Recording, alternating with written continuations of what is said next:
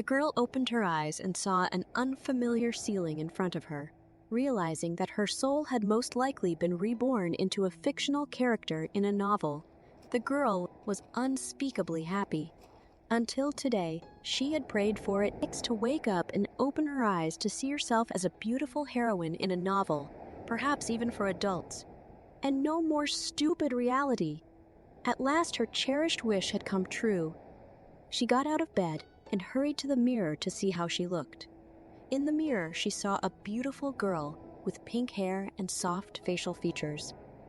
At this moment, an angry woman burst into the room and, calling the girl's name, Eileen, asked her what she was doing in her room. She had definitely told her earlier that she would have to work from early morning today. The girl was surprised. She thought she was born a noble lady. So why was she being forced to work? She looked around and only now noticed that the furnishings of her room were poor, unsightly, and meager. So she had been reborn as a commoner. This was not at all what she wanted. But before she could despair, the woman was even more angry and chased her out into the yard to do some farming. Eileen worked for 7 hours. It was already dark outside, and she was still sitting in the stable on a bench near the horses. She was very tired and thought about how there was no difference from her life in reality in Korea. She was just as tired from overwork, then even more tired from endless corporate parties and alcohol, and she only managed to get 4 hours of sleep every night. Does life in such a novel sound like a fairy tale? With this thought, Eileen got up from the bench, stretched her arms up, and told herself that she needed to start improving her social standing. After all, what is a romance novel? Romantic fantasy, which means anything is possible here. Crown prince, count, or archduke, she must marry one of them. A handsome man like no other, and of course, she definitely has the talent to raise her status, as is usually the case in this genre of books. The woman shouted to Eileen to be quiet, and she went to her bedroom. While the girl slept, a handsome young man with white hair snuck in through the window. He whispered her name and said that he had come for her again today, but she did not hear his words. When the girl awoke, she was already in a luxurious palace. Next to her, on the other half of the bed, lay the same young man. Eileen jumped up and asked where she was, and who was this young man. She noted to herself that he was handsome and was definitely the main character, or a minor character at the very least. The young man didn't understand why she didn't recognize him, and said that whatever she was up to this time, and whatever she did, the fact that he was her husband wouldn't change. Eileen froze, thinking about what was said. The young man had said that he knew she still had feelings for Theo, but still, she had married him. And no matter how much she ran away, it was useless. The girl had absolutely no idea what Theo was talking about. She had read so many web novels that she couldn't remember which one she had been reborn in. But there is a standard and hackneyed trick to this kind of situation. The girl said out loud that she didn't understand the young man at all, since she had recently been hit by a carriage and couldn't remember anything or anyone since then. She pretended as if she had amnesia. That way it would look natural that she would not recognize anyone, and she herself would be able to study all the characters and the surroundings. The next day, dressed in a lovely dress, Eileen went down to breakfast. Sitting down for a cup of tea with the maid, she learned that she had just recently begun to demand a divorce. The maid said that Eileen and her master had been betrothed since early childhood and were married just after adulthood. But one day, the girl fell in love with Crown Prince Theodore and demanded that the Lord divorce her. She kept running away, but the Lord brought her back every time, like this night. Then Eileen realized why she woke up at the inn. She had pretended to be a commoner so her husband wouldn't find her. Now it made sense of what he'd said about Theo. So he didn't want to give her up, even though she loved someone else. His feelings were so strong that they brought tears to Eileen's eyes, even though this young man was an ordinary character in the novel. The maid, with a guilty look, said that her request would seem impertinent, but she asked the girl to treat the gentleman a little more gently.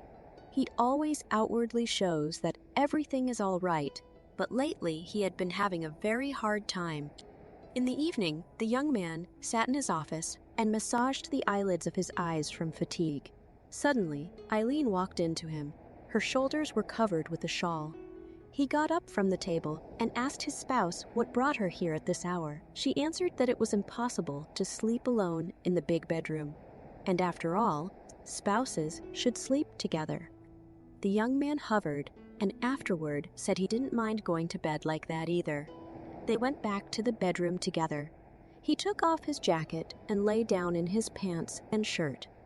Eileen lay down beside him just as she had come into the study. The young man asked if she would be comfortable sleeping wrapped in a shawl. Eileen awkwardly took off her shawl and said that the maid had given it to her. She was wearing a semi-transparent lace dress that emphasized her waist.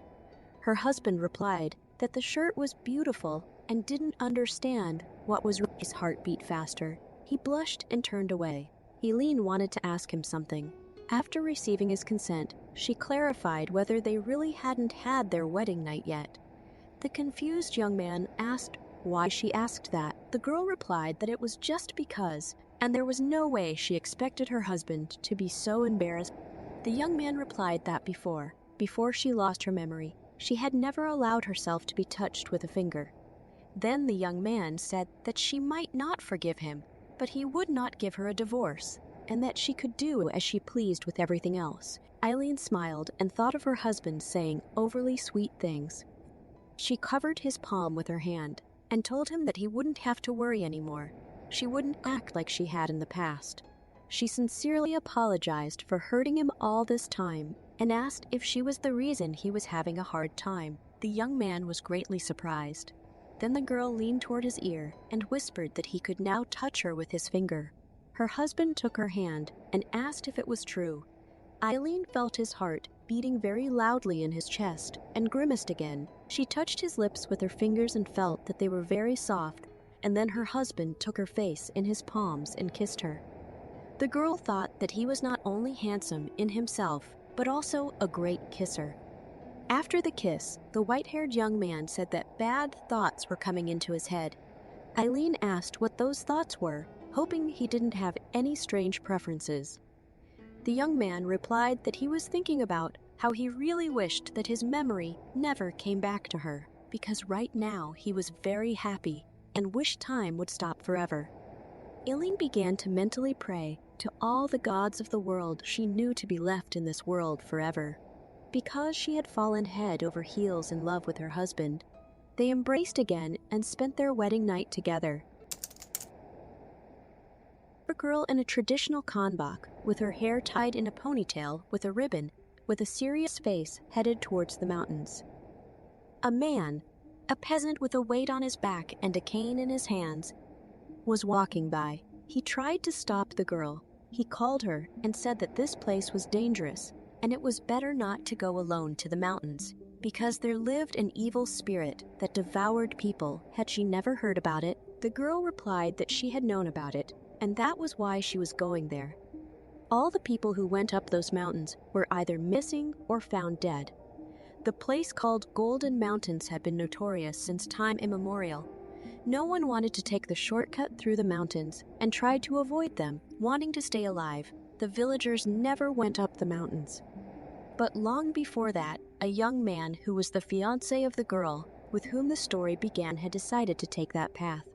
She had asked him not to go up into the Golden Mountains and was greatly worried that danger might await him, but he only replied that in order to make as much money as possible, he must return more quickly and would therefore take the shortcut. He took his bride by the hand and said with a smile that he wanted to get property together with her as soon as possible and finally get married, and not in some village, but right in the capital, and there he would try to get a rank. And although his family was bankrupt, he would try to restore the fortune.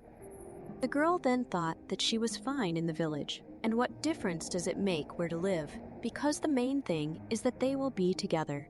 But he was always hungry for new heights.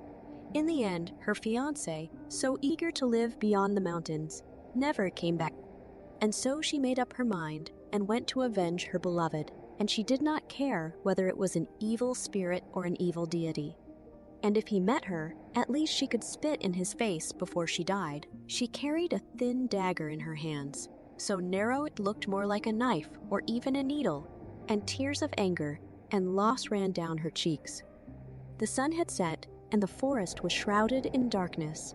The girl could see nothing in front of her. Her legs ached from the endless walking, and she could no longer wait for the evil spirit to appear before her. Suddenly, she saw the light from the fire. She came out to a house that looked more like a royal palace, full of lights. She realized that it was unlikely that it was the people who lived in it. She opened a door, and suddenly she was surrounded on all sides by girls who kindly escorted her to a table full of delicious food. After dinner, she was filled with a tub of hot water, and flower petals were added to it. The girl couldn't even refuse, because she basically had no time to say a word. The palace maids led her, not wanting to listen to reproaches. She was glad of the warm, fragrant water, but suddenly realized that she had succumbed to the charms of this place. The maid turned around and told the guest that if she wanted anything, she should be sure to let them know. She could walk around the house and take whatever she liked, but the abandoned cottage in the backyard was not to be entered under any circumstances. At that moment, the pupils of the maid's yellow eyes became narrow and vertical, and as she began to walk away, the girl noticed that a snake's tail was visible under the maid's hem. It was a snake. They certainly feed and bathe travelers in order to eat them later. It was the lair of the serpent spirit. The maid seemed harmless and peaceful, so clearly none of them was a formidable leader. In that case, the ruling snake was definitely in that barn she was forbidden to go to. The girl went out into the yard and hid behind the wall of the house so the snakes wouldn't see her. They were walking in the rain, enjoying the water drops, thunder, and lightning. The girl managed to get past them and went inside the dilapidated house. It was very dark inside, and though it seemed small from the outside, it was very spacious inside the barn. She thought of lighting a light, found a candle, and lit the wick. At that moment, she saw that there was something lying on the floor. She didn't know what it was, but it was unaware of her presence. This was her chance. She drew her knife and was about to swing it to avenge her fiancé, but suddenly she froze. The blanket slid off the creature, revealing its face. She thought it would be a hideous monster, but it turned out to be a handsome man with long hair. At that moment, he opened his eyes and, sitting up, asked her who she was. Without waiting for an answer, he said that for 99 years, he had been hiding from people in order to ascend to heaven again, and now he had only 1 year left, and now all his efforts had turned to dust because of her. The surroundings changed. Rich interiors appeared. The house was flooded with light, but the girl's candle went out. The evil spirit was angry and said with a gloomy look that she had been given a warm welcome, but she had broken her word and disregarded their favor. The girl was trembling and held the knife in front of her, not realizing what kind of mercy they were talking about. She asked directly, "Didn't they lure people here, fatten them up, and then eat them?" The irritated man replied that in order to ascend to heaven, he didn't kill anyone, but instead warmly welcomed travelers who wandered here and let them go back. Besides, he was a dragon, and he did not need to eat some people. Such behavior is peculiar only to tigers. The girl confusedly said that her fiancé had gone up into the mountains 6 months ago and disappeared. The dragon replied that a young man had indeed come to them for the first time in a long time. He gifted him with gold and silver and then let him go. The girl asked if he had come down the mountain. The spirit replied that it was correct. He had come down from the mountain. He also wished him luck to find a girl from a good family to become an official. After all, wishing the best for people was his job. From the girl's hands, with a clinking sound, the knife fell straight to the floor. Her look became gloomy and lost. The dragon said that most people are like that.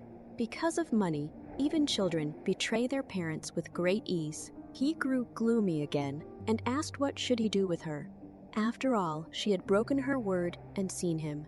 Should he really eat her? The girl answered doomfully that he could either roast or boil her as he pleased. After all, she had climbed these mountains with thoughts of death. The dragon grabbed her by the throat and said that she was not like the people he had seen before. He asked if she had anything last she wanted to say.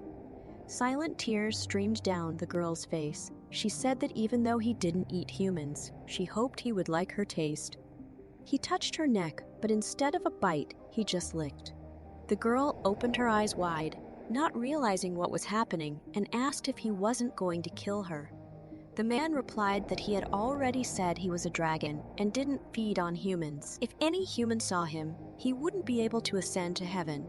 In other words, it was enough to make the girl stop being human. He said that if she became his lover, she couldn't be human anymore. Her body wouldn't change, but that was it could be considered a kind of hole in the law, because if she stopped being human, he wouldn't be seen by her, because another being had already seen him, and he could continue to wait a year before ascension. Besides, she had lost her fiancé, which meant they were perfect for each other. Suddenly, the man lifted the girl in his arms and moved her to the bed. He said that they would have the wedding ceremony tomorrow, but now they could share their conjugal love too. He began to untie her hanbok, saying that one should not walk around in wet clothes, for people are weak and can easily get sick. The girl still did not pay attention to the fact that she was soaking wet in the rain. Her breasts were bare, and she hurriedly covered them with her hands. The dragon kissed her and told her that a moment ago she had threatened him with a knife, and now she was shy and embarrassed in front of him. She thought it was all wrong, that she shouldn't be doing this, but she was unable to resist the man and answered. He put his arms around her, stroked her face, and locked their palms together, telling her that she could take it easy and not worry, because there was no way he would ever leave her. Dragons never make their other half cry, except at night. He plopped her on the bed and bent down, lifting the hem of her dress. The storm continued to rage outside, and the snake maids laughed. When morning came, the girl reminded her new lover that yesterday he had told her that he gave people happiness. Yet why were they not returning from the mountains? The dragon replied that he only protects the way here, and what happens to people on the way back is unknown to him. Perhaps somewhere down the mountains, there really is an evil spirit that kills people. You can check it only by going down. He offered to go down to his new wife, but the girl replied that since she was no longer human, there was no point in going down, and hugged the dragon.